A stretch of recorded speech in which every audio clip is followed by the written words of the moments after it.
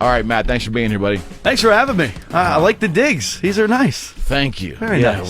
It evolves daily, and probably much to the chagrin of those that know me. They're like, will you quit tinkering with it? And I'm like, no. It's an eclectic It's not done yet. room. My electrician, greatest guy in the world, he's like, are we done? Are we done yet? For now. All right, so much on tap here today. First and foremost, how are you managing through and maneuvering through the pandemic? I think like everybody, at the beginning we were waiting.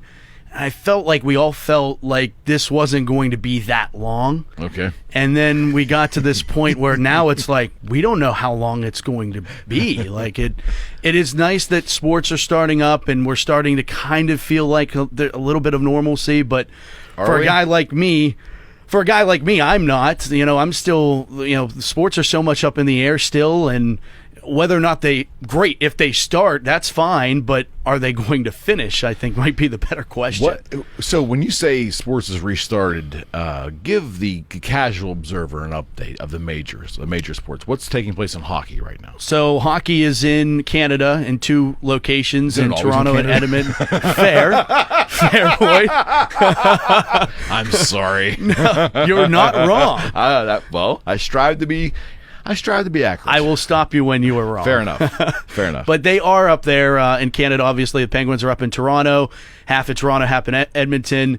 And I think it'll be interesting. They're both in bubbles that they're going to play their season out. The Penguins are going to go into that playoff series with Montreal, and then on from there. So it'll be interesting to see. Obviously no fans and all of that. Sports is for the fans.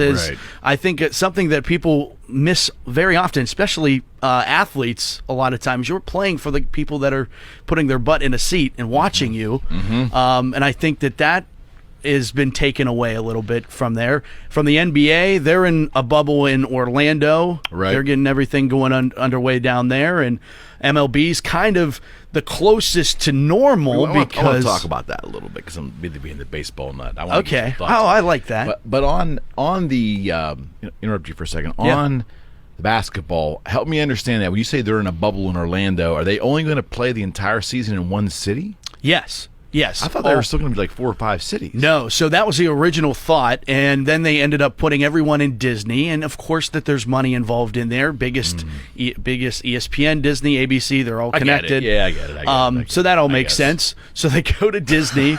They're all in the hotels in Disney. They're locked down in Disney, and they're going to play on a series of courts. Some of the teams flew in their actual hardwood from their arenas to Florida, to Orlando, so that they could practice on their floor. Some chose not to, but I saw a photo on Instagram. I think there was ballrooms of hotels where basketball hoops were set up. Yep.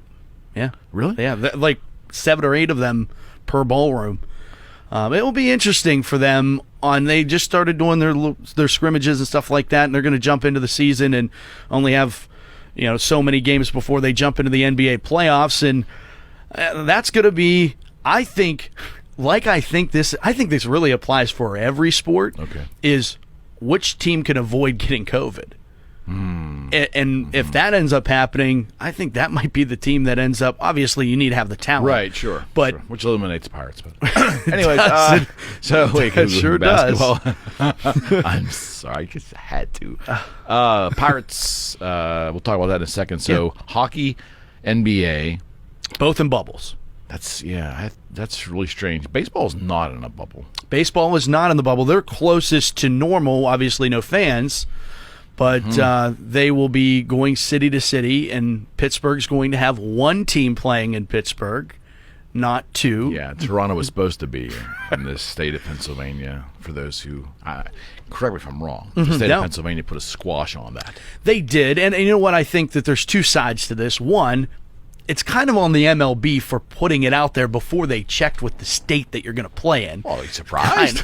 You're not really surprised, are you? I'm not, but Come on. But then the funny thing is like it really hurt Pennsylvania more than the MLB because everybody wanted to blame PA, and right, wrong, or indifferent.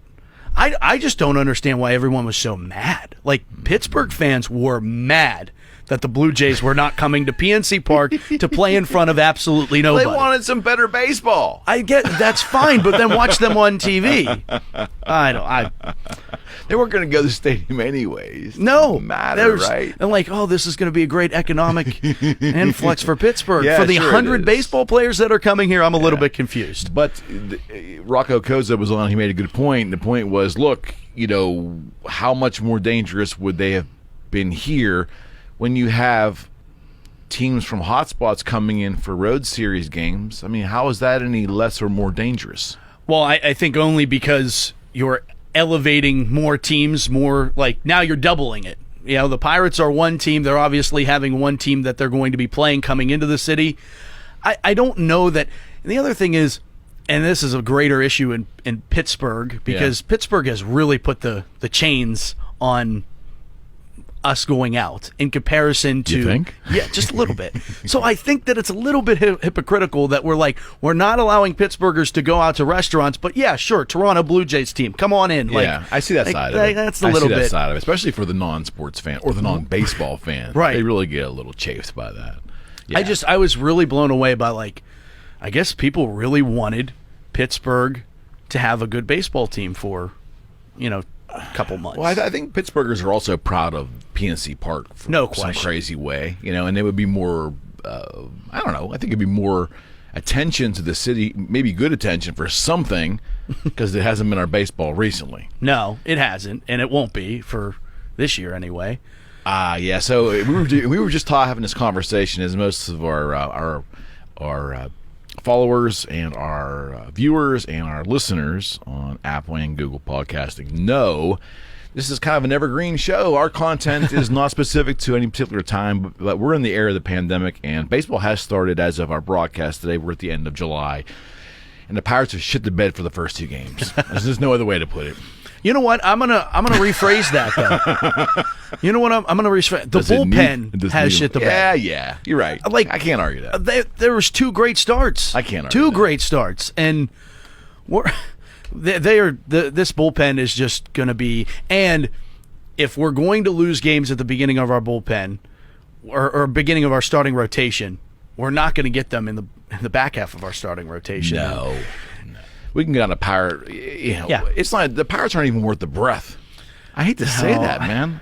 I know it's sacrilegious to some. It really is, because I'm going to be a diehard. Like, they could lose for another 20 years. I'm still going to be a Pirates fan. Well, I think a lot, and there's a sliver of me that it still is. I'm just, frustrated. My loyalty lies with the team. But my point is that team, nothing's changing. And there was the thought prior that maybe kind of somewhat this COVID thing will give them an opportunity to compete on a more level playing field with a 60-game schedule and all of that stuff, and I don't think that's going to happen. I don't either. It could if you think maybe we have Jameson Taillon, depending on what Archer showed up, maybe. But who? Yes, I'm holding out hope. I guess I'm talking with my heart and not my head. That's okay. But Pirate fan. Yeah, and there's no question. Hey, there's no question. And I think one of the biggest things that they failed on is when they went for those runs, those playoff runs through 13, 14, 15. Yeah. They should have blown it up right after that. When they knew the next year that they weren't going to make a run, Andrew McCutchen should have been gone. Starling Marte should have been gone. Everybody, because as many people know, and it has been proven by a team like the Kansas City Royals winning a World Series, the only way a small market team can win a World Series is if that you have a good crop of farm talent, you bring them up, you have a 4-year window to win your World Series, and if it doesn't work, you blow it up and you start again. That's which I hope Oakland is right on the cusp of that. That's a perfect example again. I'm thinking, and so this town is probably snake bitten in that regard. But we could lament, and I will have you back on our baseball discussion. Absolutely. Yeah, we're gonna have baseball discussion too. I would love to have you as part of a roundtable on here. But let's talk about the football. I think this is the one that's most up in the air, because as we get closer and closer, rookies have reported, and we're getting closer and closer, and there's not as much figured out. Although every league has kind of operated under that same premise. Major League Baseball just announced that they were expanding the playoffs the day before the season started, which was kind of ridiculous. Imagine that happening in any other year. But for the NFL, I think the most interesting thing that I know about what they're going to do is the contract tracing, that they are going to put chips in all of these players and all of these media members and all of these staff members, and that if I have a chip and you have a chip and you end up getting it, they can detect how long I was around you and who they need to check or whatever. In theory, great idea. How they're going to execute it and making sure that players keep them on and that they are following the rules. And I mean, the NBA, going back for a second, the NBA is having players sneaking out and going to get, 5 guys down the road and not staying among quarantined. other things, probably. Yeah, and bringing things in, I'm sure. So, whether or not that ends up happening, the Steelers have been pretty vocal on, still with the season ticket holders, of giving each season ticket holder 4 games instead of 8. They're still under the impression that there's going to be fans in the stands, whether that's 20,000, 15,000. We're still at the point where restaurants are at 20%, and we're going to put 20,000 people in Heinz Field. But is that 20% just our state? Oh, yeah. Yeah. No question. There's no uniformity anywhere. No, and there we're isn't. very restricted in the state, as we already know. I have a lot of friends in Florida and know that how they're handling things is vastly different than we're handling things. Mm-hmm. And that will be interesting to see how the NFL, because they got to make it a blanket rule. You can't have fans in Tampa and no fans in Pittsburgh. That's going to be a problem, a big problem, because, again, referring back to Rocco, we were just having this conversation, the idea of state rights and federal rights, and those two arguing, and who gets the final say. That's probably a big part of the pandemic problem, period. However, in sports, you could have a state governor throw the screws to the NFL. There will be no uniformity if these governors really want to execute their will, which apparently in the way the laws are written, they can. Yeah. So could you imagine? I mean, Cleveland plays to a 2/3 full stadium. Pittsburgh's playing in front of nobody. That could happen. It could. And then what do you do? Do you allow Pittsburgh to pump in crowd noise? They could pump in, with 75,000 people crowd Renegade, noise. Right? Right, yeah, just play Renegade the entire game. That'd be perfect. All right, so do you think, I'm going to put you on the spot, do you feel that there's going to be Division I college football this year? I don't think. As I sit here now, I would be very surprised at that I know that there's a plan for them to play, but the way that they're essentially one team away from needing, take the Big Ten, for example. Mm-hmm.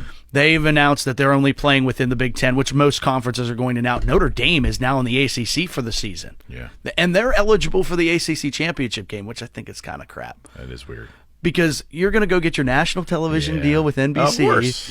And then I know that these are different times. Dame. They just, right. It's cool. They Is it? I guess. I mean, they've been really good at getting to the top 5, 10 in national polls, but they haven't won anything. Haven't won a national championship. A story with them, though. They're going back decades. Man. They always have a story. They always have a story. Division I, being just so much television money on those top tier teams, could they end up playing games without fans? Because I imagine the reason I asked that question is because college football is the fans. Yeah. The NFL kind of is the fans, but the characters are so lauded in society. They're real entertainers. They have their own weight. And the money's more in TV in the NFL. Absolutely. More money in. But in college players, they rotate out every 4 years. The player is not the sole. It's the brand. Absolutely. Yeah. It's 100,000 up at Happy Valley or in Columbus or wherever you are. And it's the 15,000 at Heinz Field if you're a Pitt fan. And I'm a generous. Pitt fan. I'm being a Pitt fan, and I'm being a realist as well. You're being generous. That was the big game. That was the big game. That's the Whitfield Championship numbers. which beat out the game prior to Pitt that had 6,200 the prior Saturday. It's one of the great things of doing high school football, and then I covered Pitt, Miami, and the Steelers played the next night. And that field, this was like 5-6 years ago, and it was just, you let the high school kids tear it up for 4 games, you let Pitt come on it and do whatever they did, and then the Steelers, the national football team, is like playing. Now they resawed after those games, but oh boy, it's kind of funny that they even allowed that to happen. How many times they replace that turf during the year? It's got to be a bunch. 2 or 3 is normally what they do, because normally they end up doing it right after the Whitfield championship game, and then they might resod it again towards the postseason. But that first resodding is like November, Thanksgiving, right around the WPL championship. Okay. Which they would not allow, because there's 6 classes now in high school ball. They wouldn't allow that's right, 6A, that's right. They won't allow 6 games to be played. Only 4 teams get to play. 4 games get to That's be a long played day, huh? Longest day of my year, yeah. Longest day. And I have a lot of long days, but that's by far the longest, yeah. On the football front still, while we're here, the NFL players are obviously going through a different arrangement. The team training camps are generally at the stadium facilities in each city, as opposed to going to the outlying locations. Is that correct? Yeah, and the Steelers are using Hines. Yeah. So they're not using their practice facility on I the haven't North noticed Shore. that, so why not? What happened there? They don't have enough room. They don't have enough room to host everyone at their regular North Shore facility, so they go to Heinz Field, a little bit more room. I think they lose field room, but they gain the NFL away locker room, the college away locker room, obviously the Steelers locker room, to house all of these players that they're going to do it. So yeah, it's a daunting task for their staff to have to move everything that they were going to have over from their main facility to Heinz. But yeah, this is such an interesting year for the NFL, and specifically the Steelers, who are coming into the year with high expectations. Ben's back, and all this stuff is around it. Right. And the question, are we going to get a full 16-game schedule in, or? And who's going to get COVID, and who has to sit out for a period of time? And I think, and this goes back to my point earlier about whichever team is able to avoid getting COVID can win. Imagine, we were going into the AFC Championship game. It's Steelers-Ravens, and Ben Roethlisberger and Lamar Jackson both ended up getting COVID, and they can't play in the AFC Championship game. And more than likely, they're going to be out for the Super Bowl, whoever wins. Okay, so what you're saying is there could be huge monkey wrenches thrown into this that have no bearing based on talent or how the team's executing. It could be who's the last man standing. Right. And, how does Vegas handle that? Because now you're talking about, does that just fall into just an injury category? It is what it is? I forgot about the whole gambling thing, too. People still gambling through COVID? I would assume, right? I have a lot of buddies who, the second Major League Baseball came back, they were betting over-unders. They were batting first ball strikes. They missed it that much that they're in it. Yeah, I don't get it, but hey, to each their own, right? Right, absolutely. Okay, so back to baseball. Have you watched any of the MLB, whether it's, I guess, MLB TV? There hasn't been any nationally televised games yet, have there? No, I think maybe the last one was on MLB Network. Yeah. But that MLB frustrates me in the sense of that MLB TV and the blackout for local market. I've been buying it since 2008, I think, when it first or 7, when it first was really. And you still can't watch Pittsburgh games in Pittsburgh. No. You can watch every other market game, but, obviously, if you're a fan of another team outside of your market, in your case, I'm fine. It's great. Every night, 10:30, 10:10. Right, which is even better because it's like 10 o'clock. It's perfect time to sit down. It's great. 7, I'm like, what are they doing? Okay, losing. But people get around that, no VPNs and everything. Right, they do, but but it's still an aggravation. The MLB has just, I felt in the last 10 to 15 years, done the worst job marketing its players, and B, its markets and teams outside of their markets. And one of those biggest things that you can do is allow your home markets. I'm going to give you your $60. Absolutely. So the difference now is I have MLB TV. I can't get the Pirates, and I may or may not, won't confirm or deny, use another service to stream the game, and you don't get my money. Right. So good point. The other thing too that puzzled me is I never had the cable package. Like I never bought it off my cable. Yeah. I always bought MLB TV, period, and then watched it on a laptop, and then the streaming came along, and so I'm not familiar with the cable package, but I know it was pretty damn expensive at one point in time. Wasn't it really I've never expensive? used it as far as the cable package. I've either done MLB when I was on the road. I did MLB TV, Right. and I've never done the cable package, but I mean, I haven't sat still very long. So no question. I'm probably a bad person to ask about cable. So when you watch these games, or watched a couple innings of it anyways, or replayed it, and you're watching the games without fans, okay, it's Major League Baseball. Right. It's the players you know, and they're playing a game against each other with real umpires, and there's no fans. Now in Oakland, there's cardboard cutouts. Right.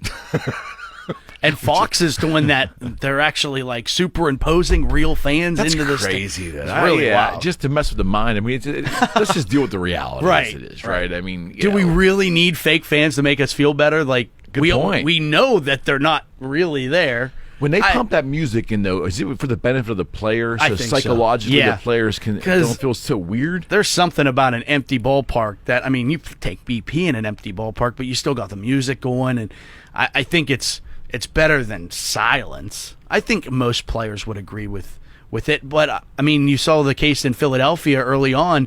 They had like a shortage, and there's just like white noise going across the stadium. And McCutchen was in the batter's box at the time, and he's just like steps out and he's like, "What the hell's going on? Like, you guys gonna get that?" It's just insanity. Like Matt Olson was watching the Oakland game the other night. He went to walk-off grand slam. Yeah. First game of the season. Right? That's a pretty exciting moment. Absolutely. He's jogging around, and he's pretty happy. And generally, the teammates seem pretty happy, but Oakland has some pretty exuberant, like the Pirates and other teams, exuberant behavior during Sure. walk-offs. This was a grand slam, first game of this weird season. Absolutely. And they just kind of trotted up to the home plate, and they kind of doused them. But there was an exuberance missing. There was something missing in the... Just something about the... No, I'm not saying the players aren't trying, but there's They're something not putting about on a show. The facial... Right. Yeah. The facial expressions don't seem to be the same. Yeah. No, it's 100% true, because those moments are for the cameras and the more importantly the fans that are right behind home plate or right behind the dugout, that they get to feel that moment as much as the players do. And like, I think baseball in that sense of like, people, the baseball players joke around and will play pranks on each other, and they're hoping, they're praying that the camera or someone is not maybe paying attention to that pitch, and they're watching the dugout and they're watching this guy stack gum on the top of another player's head. Like, that's the stuff that they do. The small stuff, yeah. Yeah, and the fact that there's no fans, It's weird to see them sitting in there with X's on the benches. You just can't. I mean, there's a camaraderie that goes with pro sports. I don't know how they're going to do it with football. I just don't. I don't either. How the sidelines are going to look, and that goes to your original point about college football. I mean, NFL 54-man roster, we get it. Well, double that for most college Division I teams. They got 100+ guys on the roster Right. that are out in there. It's insane. Like, how you're going to literally be end zone to end zone 6 feet apart as far as social distancing is concerned on a sideline. So, yeah, I think the biggest doubtful sport is college football. Right. And we've already seen that come down from the other smaller leagues. Obviously, Ivy's kind of started everything, and then it's kind of dominoed from there. But already with the ACC and the Big Ten and those leagues already saying, hey, we're only going to play within our conference, is that just holding out hope for things to go and get better in the next month? I mean, we only got a couple months left to go here before we're kicking off. It's getting close. Yeah. Which of the major four sports will be better to watch, in your opinion, on television with the least amount of impact that it's weird? The way it's going to be, the optics of it. Which is the least weird visually out of the four?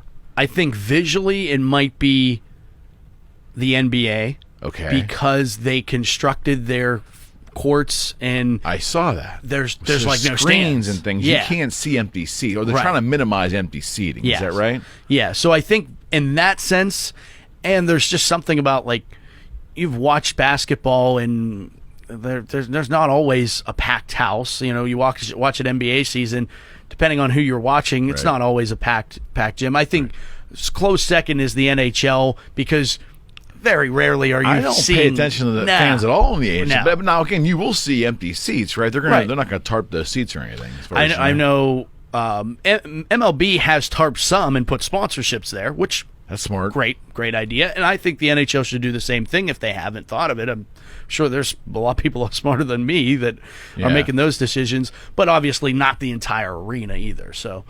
Okay, because baseball is just so weird. It's just, I don't know how you cure baseball. I really don't. In terms of football, it's going to look like the East-West game that no one watches on a Sunday after the season's over. right. Right? I mean, it's pretty much how it's going to look. There's a fan here and a fan over here and 3 fans over here. And like even if they do 15,000, like is that going to... It won't make a audible difference, I don't think, the players will be used to. They're going to have to pump music or pump something in their audio, some kind of fan noise. Right. Yeah, it's just really strange. It really is, and it comes down to, okay, do you want it to be strange, or do you not want sports to be a thing? Oh, I'm glad it's here. Yeah, I am too. I'm definitely glad it's here. I would never take the just off throat, forget about it. Right. Which I think some people were like hoping, let's just punt, let's just back up and punt to 2021, and I appreciate it even at the high school level. I'm glad the PIAA hasn't made a decision yet. Wait it out. See how things are going to go, because high school football in Western Pennsylvania, that's like taking the Steelers away to a lot of people. Absolutely people live for high school football here. And I think it's part of our identity. It is. It's blue collar. It's we have our history as far as football is concerned from the high school level up is unprecedented. Look at the pro players. Look at the quarterbacks. Right. Tony Dorsett came here from running backs too. It's amazing. I mean, Southwestern PA now. I think areas of Texas and areas of Florida on the high school front have also caught up. Yes, we probably were one of the most amazing locations decades ago, right? Yeah, and I think PA was never going to have more than Florida or Texas or California or even Ohio in a lot of respects, but it was the player that came out of Western Pennsylvania. It was the Marina, Montana, the Namath, those guys that came out and were and even more recently, Rob Gronkowski, Ryan Mundy, good point. Jason Taylor. Woodland Hills was just like at one point, Woodland Hills had the most NFL players in the NFL out of any high school in the country. That's a good point. That's nuts. It really is. What's your history? Like, how did you get into this crazy business? I mean, did you always love sports as a kid? I mean, really love sports, or? Yeah, I did. I got into broadcasting and announcing really young. It's actually funny. I was in middle school, and I had always, taken to, even younger before then, always announced video games. Okay. So I would be, playing Madden or Game Day 98 on PS1. So I can actually say that it feels slightly old now. At least to one generation. Game Day 98 on PlayStation 1, so I could still say that at least. But I would call the games, and I really attribute that was my broadcasting school, because I was listening to, at the time, it was Al Michaels, John Madden, like the legends that were calling the games then. Okay. I'm learning from the best of the business, whether they're, clipped broadcast language or, being off the cuff.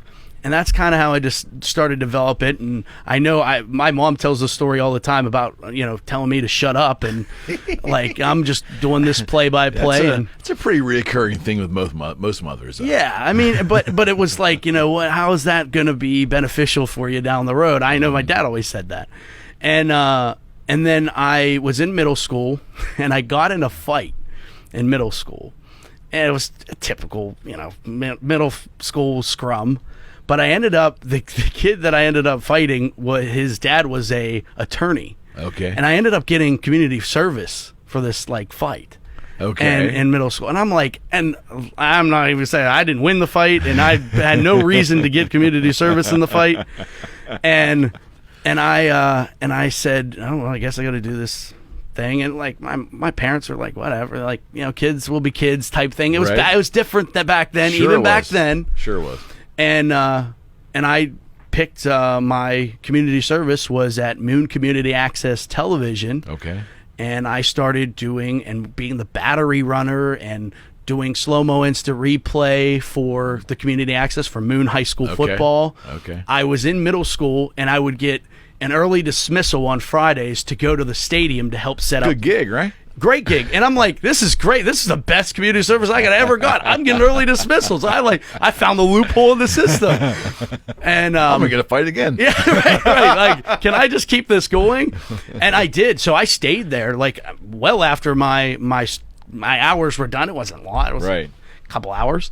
And dug it though. Yeah, and I was really into it. Yeah. And the announcers at the time, like a year in, I'll never forget, they like let me do a halftime recap, and I was like, well, the Moon Tigers are they're losing right now to Blackhawk, and the guy got on and he was like, he's going to take our job someday. And I look back on that and it was like, these two guys were volunteers, there was no job to take, but there was that little bit of that hope, and I took that and started my own show on MCA TV called Pittsburgh Sports Weekly. Okay, I was 14, turning 15 at the time.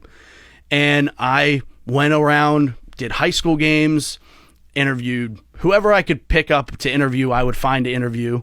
And it started, posting games. And I don't know who was listening to a half an hour, 15-year-old talk about sports, but I went out and got sponsorships. How about that? I started hustling. How about that? And I was 16, turning 17. I sent credential requests to the Cleveland Cavaliers.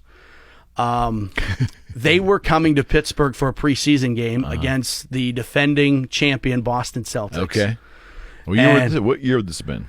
This would have been, oh man, you're testing my years. 08? Okay, I think I was 17.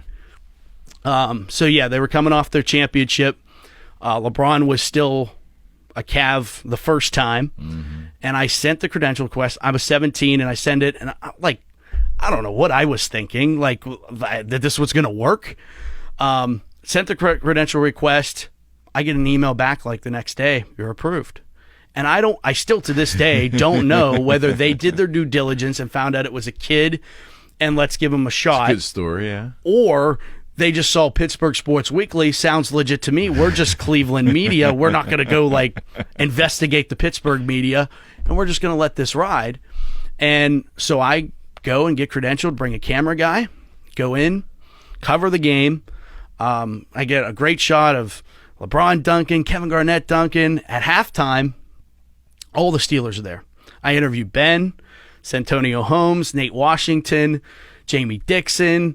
Levance Fields was big on the point guard on the Pitt basketball team at that time. Interviewed him. Interviewed Bill Hillgrove. All at halftime. I had a resume in 2.5 hours that people work 5 years for. Wow. And it's at the end of the game, I go into the locker room for the Cavaliers and interview LeBron in a scrum interview. And I did ask him for a private interview, and he was like, I think he's done. The media guy comes over, and he's like, he's done. And I was like, I wanted my shot with LeBron. And I walk into the Celtics locker room, and there's two guys in there. One of them is Kevin Garnett sitting down, packing his stuff up. And I'm like, Mr. Garnett, would you mind if I got an interview real quick? And he just kind of looked, I think he looked towards one of their guys, and they were okay with it. And he said, sure, but I'm about to eat. You want to grab some pasta real quick before we do this thing? And I'm like, Kevin Garnett just asked me to dinner. And that's great. And so I sit down, and I'm eating with Kevin. Me, my camera guy, and Kevin Garnett are sitting down eating. He just won a world championship. Right. And I'm thinking in my head, yeah, you're right. Anything is possible, KG, because I'm sitting here talking to you. Very cool. And did the interview with him, and he gave me 3.5 minutes, which is an eternity in interview. No question.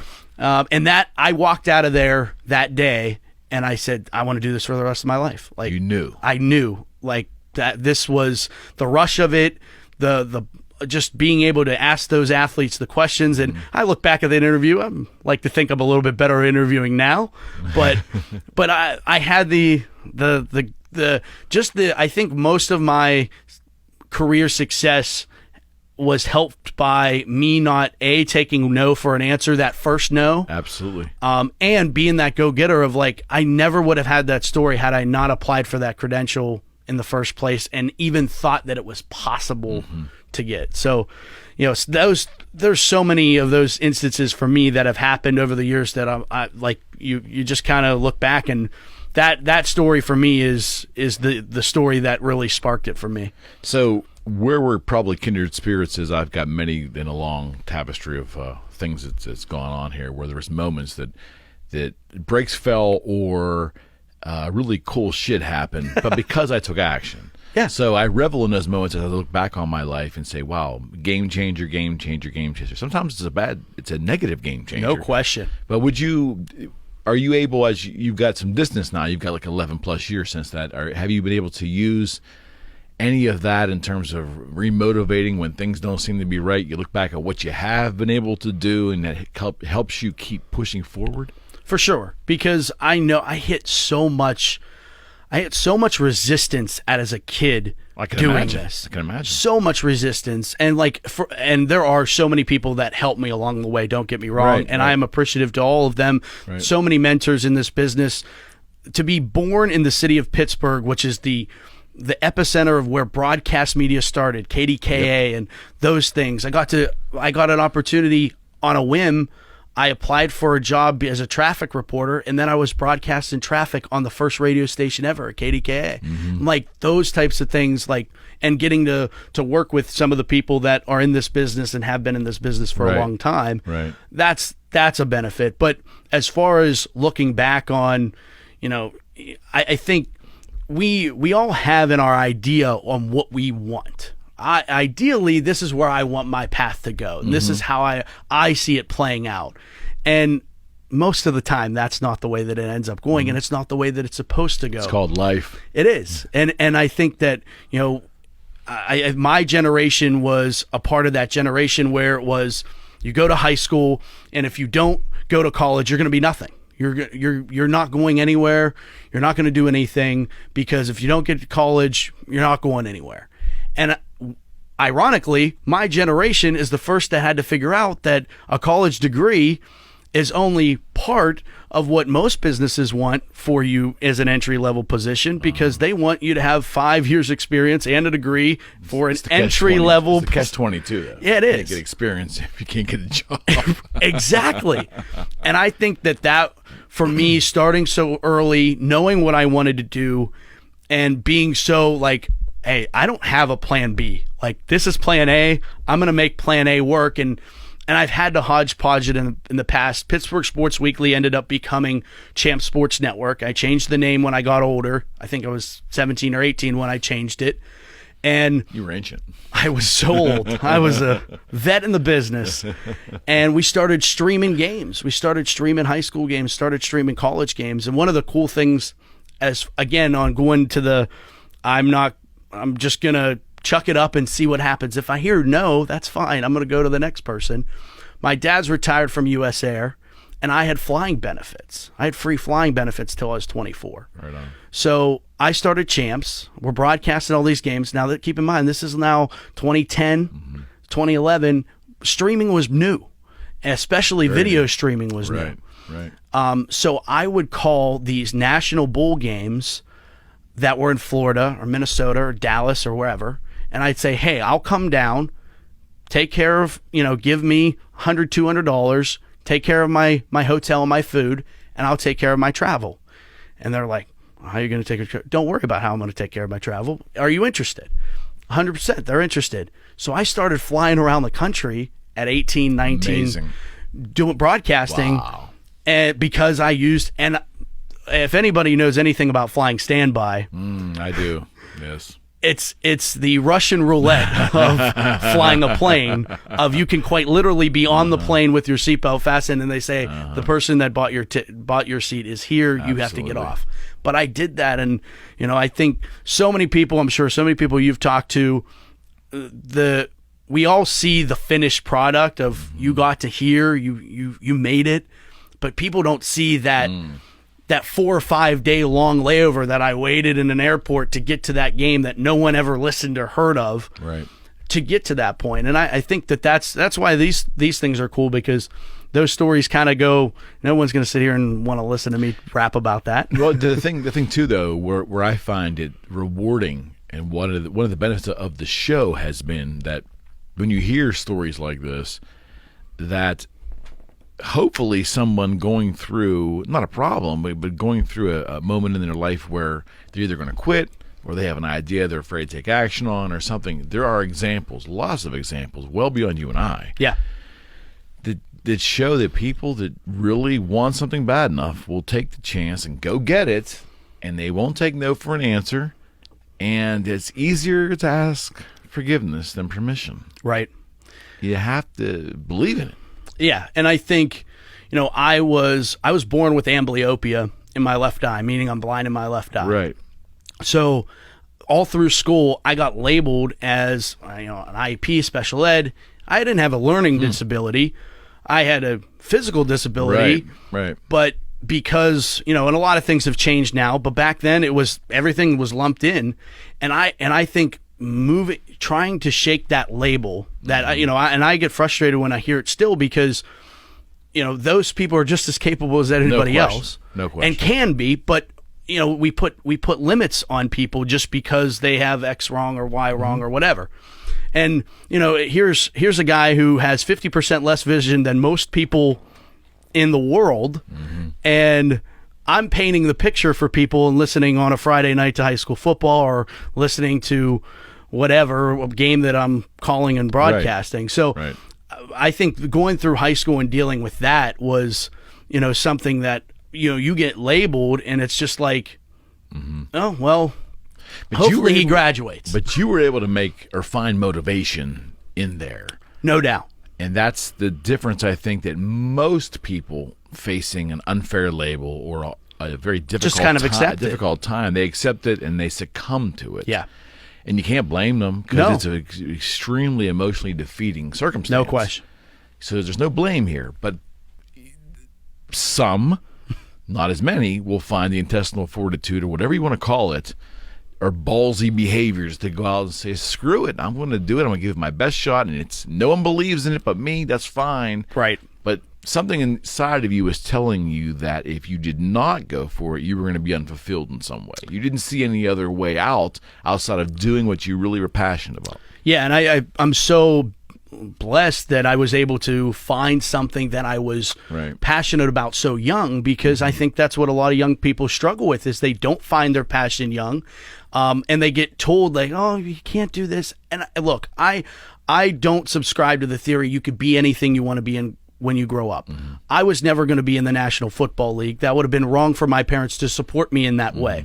But being within reason to be and become what you want to become, the worst kind of person is an adult who tries to kill a kid's dream. Dream crushers. Yeah, and I mean that applies to really anyone. It don't need to be a kid to have your dream crushed. No question.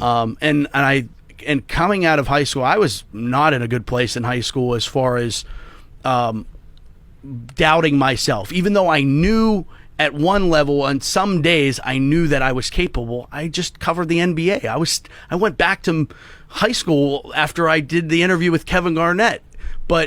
And then you go back into that bubble, and then you're like, wait a second, now I'm downting myself again. Of course. And I think part of the journey, pal. Yeah, and I think getting out of that bubble and being able to do the games and cover the things that I got to cover at such a young age helped me to eventually get out of there. But again, it comes back to passion, because if you weren't so stirred emotionally by your love of doing that, going back to the video games and starting there, it became a part of who you were. Right. And that's kind of a hard thing to articulate to other people, because that's you, right? And you want to do it. You want to articulate, hey, this is. You may feel like you can't do what you want to do, but you can do it. And I think people are so beaten down at times because, again, it's an emotional torment. You're being told no, no, no. You may have a limitation or a perceived limitation. Absolutely. It's just really hard, and I love hearing stories this way, because and people finding out what they're passionate about. For you, it happened early. For other people that I've had the opportunity to talk to, it happened in different stages of life. But finding that passion is where the juice of life is. And the worst you'd wish on somebody is that they got through their life and they never found out what they truly were meant to do. Yeah. I mean purpose. what their purpose was, what their direction was, not meant by anybody else, but meant by themselves. Right. And I think so much of my generation, I keep going back to, is we wanted to please mom and dad, and that's many generations. Yes, pal. but I think Believe that me. and I think that in that way, you're trying to, do you want to be the entrepreneur, or do you want to go to school and be the doctor that your parents want you to be? And that ongoing battle of do you want to spend the rest of your life doing that thing that you think you should be doing, but you don't feel passionate about. You're not in it all the way. Well, most people live their life that way. No question. And I will say it again. It's not a criticism. And if someone is genuinely happy, earning a certain amount of money, whatever that is, doing a certain job, whatever that is, and they love their family and they love their friends and they enjoy their life, they're probably more happy than a lot of entrepreneurs who just can't seem to figure it out. I don't judge. I'm just saying, if you don't ever try, or if you feel passionate about creating something or doing something, if you don't take that leap at least once, it's a mistake. Yeah, and you feel unfulfilled at the end of the day. And I think you look at some of the things that when I've been doing some of the games that I've been doing, and I look back and I'm like, well.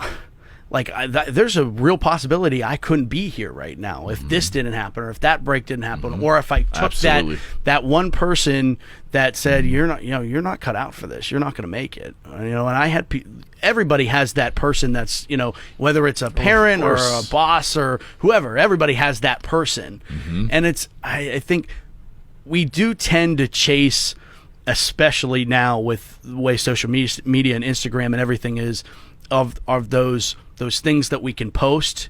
The saying, when you go to a restaurant, your phone eats first, because you're taking a picture of what you're about to eat. So it's getting fulfilled before you're actually getting fulfilled.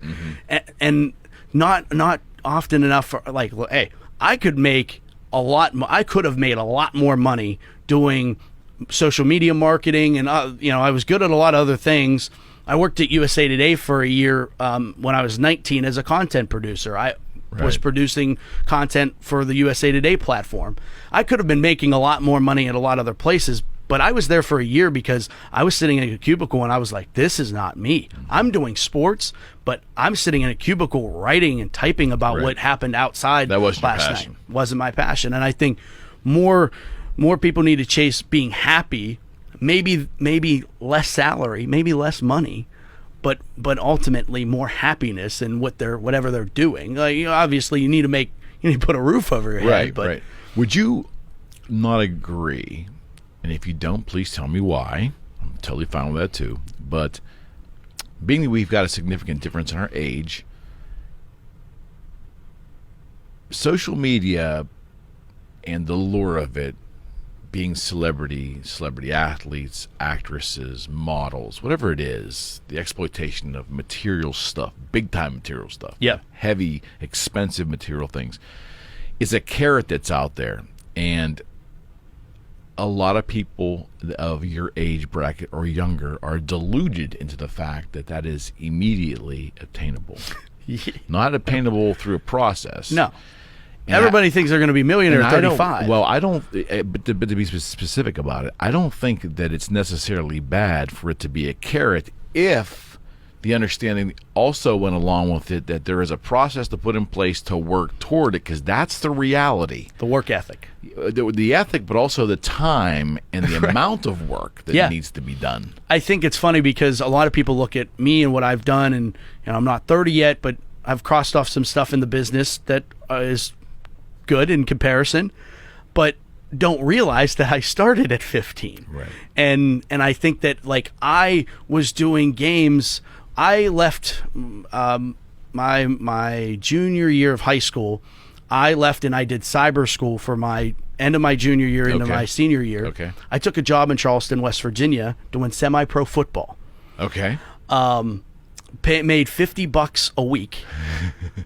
The owner of the team hooked me up, Dan Reed. Shout out to Dan Reed, West Virginia Lightning. He sold the team a couple years ago, but shout out to Dan. And he had a couple houses. He was hustler, had a couple things on the Sure, side. sure. Put me in a house for free, and he said, "You're going to be our media relations guy and our broadcaster. He gave me fancy title, director of media relations or whatever, and $50 a week. And then I made my real money at a sports it was a bar, Tomahawks, as the audio engineer doing bands. Got it. At night. Got it. And like that's a perfect example of what you're alluding to as far as like that. I was there for a year and a half, and I was grinding in Charleston, West Cut your Virginia. teeth on something, man. Yeah, and like I wasn't just broadcasting. I was spray painting the helmets before the game. I was cutting the grass. I was lining the field. I was doing all You're those willing things. to do anything and everything If in you the have the pursuit of what you wanted to do. And for because you, it's a means to an end. You're seeing the light at the end of the tunnel. Yeah, but I'm telling you, and it isn't any demographic. Because this probably goes back to the beginning of time. Only a small segment of the society will figure that out, and I think as we go along, that immediate nature of the carrot out there on social media. I mean, a young person sees their favorite hip hop star driving a $80,000 or maybe an $800,000 vehicle. Yeah. And they listen to the song, they like it, they pretend that they're wearing the same clothes, they adopt that attitude. They think that's all it takes to obtain the carrot, obtain the trinket. The work is not part of the equation. And I think it's I almost don't get been that disconnection anymore. I don't get it. It's been exacerbated too by the fact of social media and social media marketers or promoters, now TikTok specifically, who, if you go on, there's a girl who goes on TikTok and she dances for 15 seconds and she's making all of this money. Yeah. And that's one person out of millions It's an that are outlier. posting. Yes, but it paints that picture into everyone's head that, oh, well, that could be me. Okay, now let me throw another wrench at that and I want your opinion on something. Because is it painting the picture that could be them, or is the fact that we're not sophisticated enough to really think the process through? Everything's immediate, and that must be the answer, and run with it. Because I can remember being young and wanting to do a certain thing that was pretty outrageous, but knowing the odds of that happening was pretty slim, and I had to have plan B, A, B, C, D, and E, right, just in case. But there is a delusion almost that now with a lot of our youth that just see it, they're going to go get it, and I won't say entitled, but they think when it doesn't happen, it's like, well, why didn't it happen? And I think there's a real disconnect between reality and what the fairy tale is out there. There's always been fairy tales, right? But the difference between the reality and the fairy tale is immediate, quick, and devastating for some. Well, I think the quickness is that Google age. We're all in that Google age. We're in the Siri age. We're in the whatever of I want information or I want something. I mean, people get aggravated at the drive-through now that it's not fast enough, and the immediacy. We look for it everywhere. Now we get groceries delivered to our house because we don't want to go to the grocery store and wait in the line. Like, it happens in every single category in our lives. So why wouldn't it happen in the one that fulfills us the most, whatever we end up doing in our lives? So I think that continues to just get, because there's just everything is so fast, no one wants to slow down and go, why am I looking ahead to just 6 months from now, 1 year from now? Why don't I have that 5-year plan? 5-year plans don't exist anymore. Like, that they don't. 10-year plans don't. Like, I realized that at my age in the business that, there's no chance or a slim chance that I'm going to be doing NFL football games even in the next 10 years. And in 10 years, when I'm 38, I'll be considered a baby if I get an NFL broadcasting gig. That's the reality. And, if I break in before that, great. If that's the path that I'm supposed to go on, that's great. But just in that sense of, like, I know in my head, I think the Globetrotters position that I ended up getting was way early on. That came early on. Talk about that. Well, that's we first connected on the Globetrotters because we laughed off camera because I've got a story of my son being chosen by the Globetrotters in 2010, I think, to run out on there as a little kid and do the thing and shoot the ball and all that stuff. Yeah. And you said that story's repeated how many times? I hear it all the time. I truly hear that all the time, and it's my favorite part of that. And the 4 years that I was with them was that people want to tell you that story because they had a great great time. And like, if you didn't have a good time, you would be like, oh, do I have a story about the Globetrotters? But you don't get that. Never. Think about that. Do you ever hear that? I mean, 94 years now, 94 going on 95 years. What's the history of the Harlem Globetrotters? Because I think a lot of people just know who they are and what they do, especially my age, because we grew up with them and they were Meadowlark Lemon and Curly, and it was good. It was amazing, right? And I'm sure it still is. It was just different. Yeah, no question. They're a business that has evolved over time. They're a team that has evolved over time.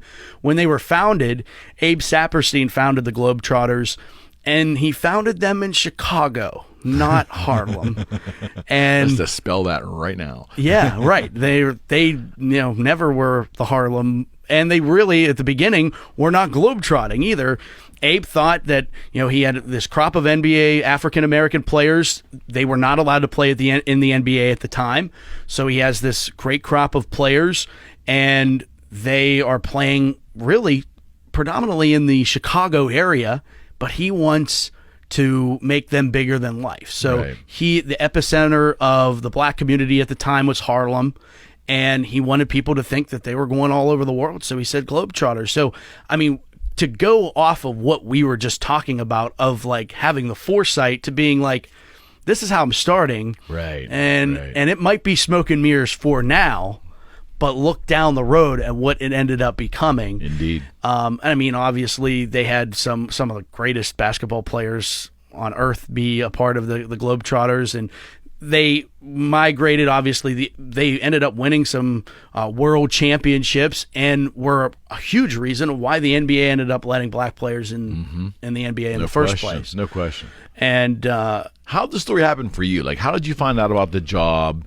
Just tell me how that unfolded for you. I think, we were talking off air of, in this business, so often do you get a position because your former boss is now the executive producer at another station, and he calls you and says, hey, I have a position for you. And it's so backdoor that way. Broadcast positions very, very, very rarely are even posted online. It's all backdoor. Right.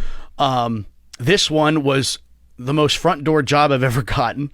I saw it online. The parent company of the Globetrotters, Herschend, who owns a lot of the amusement parks like Dollywood, a couple aquariums out in like Philadelphia, New Jersey area, they posted the job, and it said announcer, and it said basketball announcer, and it said HGI. And I was like, I don't know who HGI is. I think, and I'm like trying to do my research. I'm Googling, and I'm like, this isn't the Globetrotters, surely. And then, sure enough, I do enough research. Herschend owns the Globetrotters, and like the way that they posted it, it was very kind of hush hush, which I get because if you're posting that job online, you're gonna get a couple thousand entries. HGI was cryptic though for you. It was a little cryptic, and it ends up being Harlem Globetrotters International, which is the business name. I apply, and again, going back to just kind of this recurring theme of, I remember I was living on Mount Washington when I applied for the job, and not on Grandview, by the way. Mount Washington. Yeah, everyone thinks when you live on Mount Washington, you live on Grandview. That's not true. True. Correct. But I'm applying for the job, and I keep putting it in. It's not submitting. And normally, I was stuck between jobs. I was freelancing a lot, and I would just get tired of it, and I'd be like, no, heck with it. Right. And right. for whatever reason, 6-7 times I think I counted, I just felt I have to make sure this goes in, and I'm like going back through and trying to figure out what I'm missing for it to skip out. Okay. So I finally submit it. Don't hear anything back for a week. I get an email back from the Globetrotters, and they say, can you send us a demo? Now, I have a lot of broadcast demo as far as radio play-by-play. Yeah. But also, they're looking for a public address announcer, which is the announcer, the voice, for those of you that don't know, the voice that you hear inside the arena. Well, I had done a lot of that work. I've done a lot at Our Lady of the Sacred Heart High School, Geneva College. Right. I had done it for the All-American Bowl. But I didn't have a lot of tape on because it's meant to be heard once live in arena and then be done. So I only had an arena football game that I ended up not getting paid for because it went under. Really? Yes. No in shit. Johnstown at the Camber County War Memorial Arena. Oh, yeah, I've been there. Which is actually where I did my first radio broadcast in hockey. Okay. But I'm doing this arena football game. The team goes under like 2 days after I did the game. Never got paid for it, but I recorded my intro. And arena football kind of had that Globetrotters feel of like a little bit more energetic than what I would be doing at the high school or the college levels. So I'm like, this is pretty terrible, but I don't have anything else. Like, I'm going to give them this. And so I gave them that, and I gave them a high school basketball game that I called with Charlie Batch. Okay. How cool is that? A playoff game. Charlie worked for me. His first broadcast ever, side note, his first broadcast ever was with me. No shit. Before he took off and is now with the Steelers and everything. But he was still playing with the Steelers and calling high school football games with me. Okay. His last couple years. It was a nice migration for him into the broadcast industry with not as much pressure as he has on him now. Certainly. But yeah, that's a side story. But so I send them this tape, and I'm like, well, this is the best I got. So I send it to them. I really didn't expect a phone call. I get a phone call. I still have the voicemail. They want to fly me down. Their headquarters are in Atlanta, so they fly me down to Atlanta. And I audition against 10 other potential announcers in an empty gym, which is different because Were you all there? Yes. That's odd. Yes. That's and odd. And I feel like so much more respect for like actors and actresses and stuff like that to have to go through that or like read lines in front of your peers and people that are trying to take that job from you. Absolutely. And I'd never been through anything like that. And I got, sponsorship read, introduction, and like you're trying to generate energy in an empty gym full of people with clipboards. And I went second. The first guy was really nervous and I didn't perform as well as he could have. And I went in and I thought I did pretty good. I thought I read through it a little bit fast. And the guy after me just comes in and just had a booming voice, and I thought he was really good. Okay. And he sits down and he was like, "Hey, good job." And I said, "Hey, you too." He said, "Where do you announce?" Or I said, "Where do you announce?" And he said, "I'm an announcer for LSU." I was like, "Oh." He's like, "How about you?" I was like, "Pittsburgh." He's like, "Oh, you announce for Pitt." And I was like, "No, I announce in Pittsburgh. You don't know where I announce. You've never heard of the places that I've announced." Johnstown War Memorial. Yeah, right. So I was like, great though. This, That's great. And we ended up going in. They cut down to 6 from the 10, and they interviewed the 6 of us. And I thought they had pulled 2 of the 6. Great. They'd pulled 2 of the 6 to reread things, and I was like, "Oh, that's it. They want them. They want them to reread it. They're deciding between those 2." Okay. And I thought, "Oh, well, I'm going to get to tell my kids." I remember get back on the flight and saying, "I'm going to tell my kids I auditioned for the Globetrotters." Of course. And a week later, I announce out in Clinton at a place called Youth Town. I'm very familiar with it. I've announced there since I was 14 because Olsh plays a lot of their games out there. Absolutely. And a lot of the jobs and things that I had gotten over the course of my years, I'd always get a phone call while I was there. and I'm in a meeting with Tim O'Sullivan, who's the director out there at Youth Town. And I said, "Tim, I'm going to be honest with you. I have a feeling I'm going to get a call from the Globetrotters while I'm sitting here with you today. I just have a feeling." And where'd that come from? Out of nowhere. Yeah.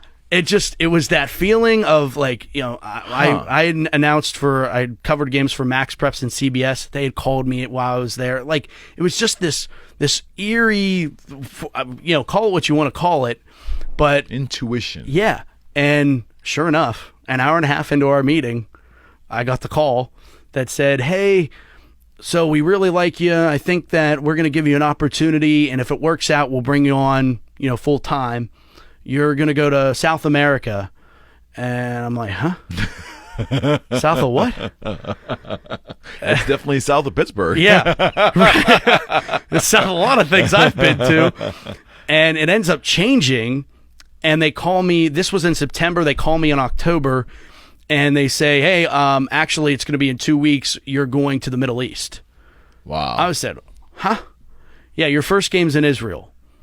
I'm like, all right, I'm gonna look that up because I missed the geography class. It wasn't one of my better classes in school. I got that early dismissal. I missed that class. I was too busy fighting people. Right. And so I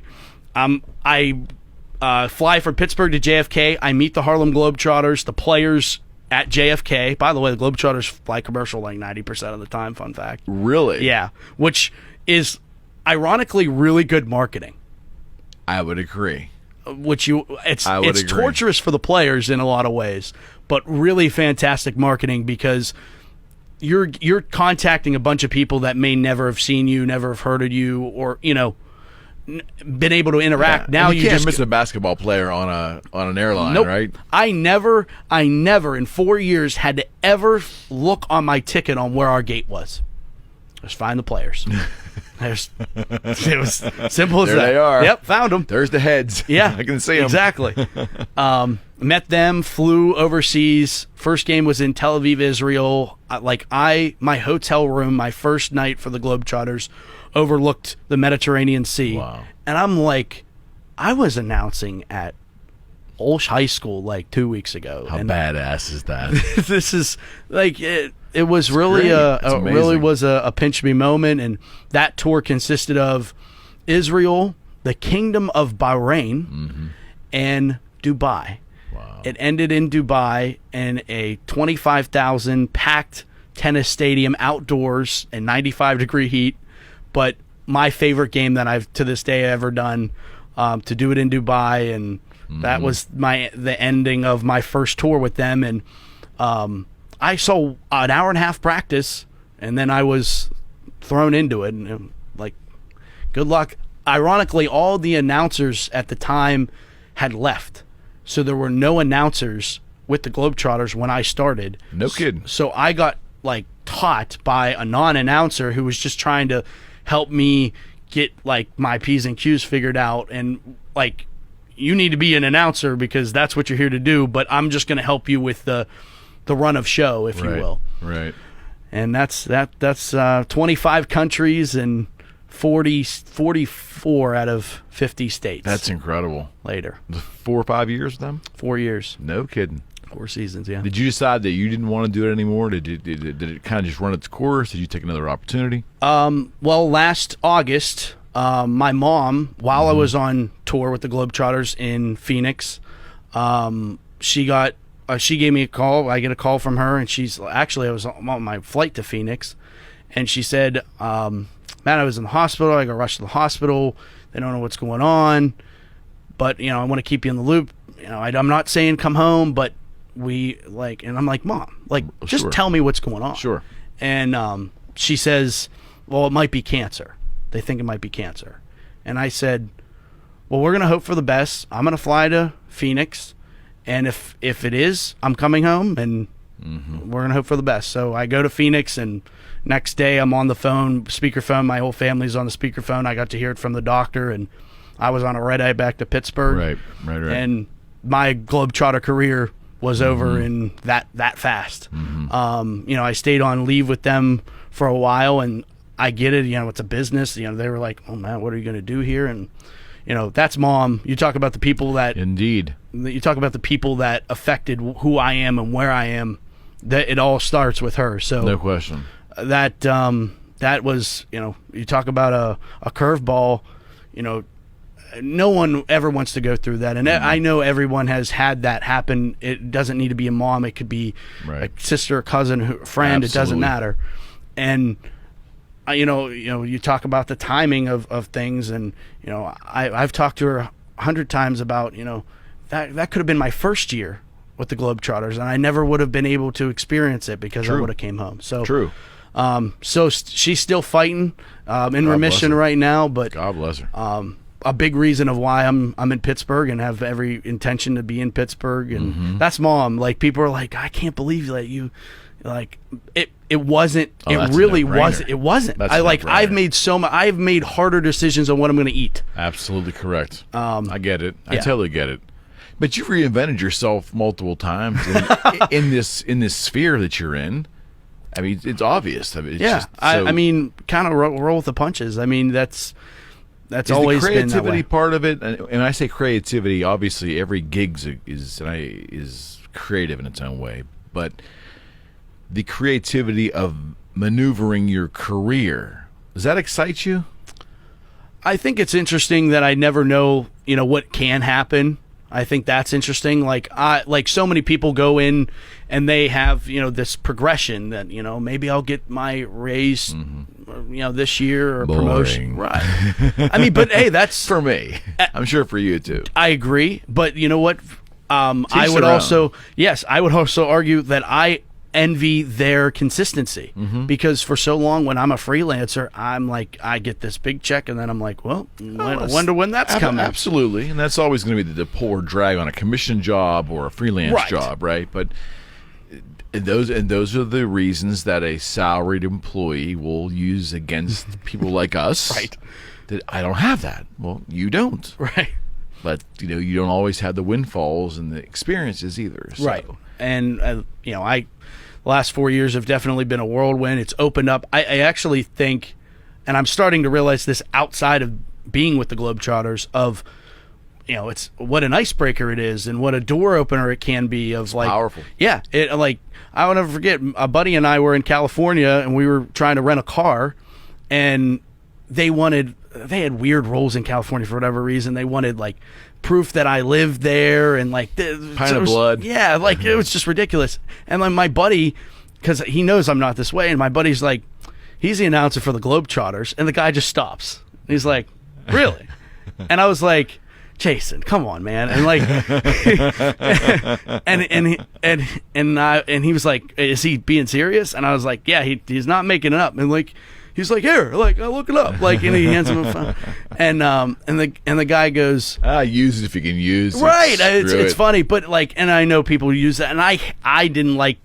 That's just not how I was raised to. Like, Right. Of course not. But then I was like, yeah, I mean, if you can make this happen, like there'll be tickets for you. The funny thing is, that guy specifically comes down and visits. We were in Anaheim. He comes down and visits me after the game with his girlfriend or whatever, and he goes, "We want a trip to the Bahamas." They had applied for. See? So it's like, to each their own, and all those stuff. Everything happens for a reason. All those cliches, but it was a memorable time, and I had a blast. The bucket list. Mm-hmm. I mean, Does it ever stop though? Really? no, Keeps but growing. yes, and like I think it becomes more vast because Madison Square Garden is checked off. Mm-hmm. Didn't think that was ever going to happen. Like, Bet. and I even said that to my mom about like her situation and everything. Of like, she got to hear me announce in Madison Square Garden, like that. It's amazing. Doing Staples Center, Mecca. Yeah, I mean, those kind of opportunities, they're my wildest dreams. I've never ever would have ever pictured MSG or Saudi Arabia when we led the U.S. in U.S.-Saudi relations. President comes over, and we go over and we like bring the house down as far as Saudi Arabia gets like the not great rap, Right. and we were there and it was treated like kings. And Well, the Harlem Globetrotters have always been used as a tool of peace no for question, the country. right? Am I right? Yeah, I mean, you're talking about one that has gone into North Korea, and been able to get in there and perform and put on a show. And You didn't go to North Korea. I did not go to North Okay, I Korea. was gonna say, but they have been in North Korea. They had been in North Korea. There's a great documentary on their trip there, and they went with Dennis Rodman. That's right. Yeah. That's right. Yeah, it was a Was that Globetrotter. before you were with them? Yes. Right it was before. like 2 years You just before. missed that. I did. I did. They didn't take an announcer, to be fair, so I wouldn't have gone either way. That wasn't necessarily a bad thing either. No, it was great to watch on the documentary. I don't know how. That was pretty intense. Saudi was pretty intense, but I bet. I can only imagine. In comparison, there was probably no comparison. No, I can't imagine either, too. This has been a lot of fun, my friend. No, I had a blast. Yeah, come back and see me. Absolutely, we'll do that. Yeah, and hopefully next time you're back won't be too long, and we can talk about how this season is progressing along, or seasons, I guess we could say, because it's all going to be kind of played during the same time here shortly, right? Yeah, I think that's the first time ever of all all main four sports are going to be in the thick of their seasons. That's good, together. though. We need that for the people of this country and the world in general. We need that now. We need something. Sports is that disconnect for everybody. Pittsburghers get it, obviously, as better. That's why we drink in this town during baseball season. That's why Iron City and Yingling are so popular. No, I totally agree.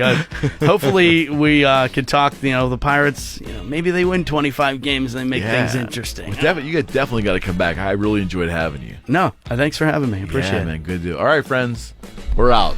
See ya.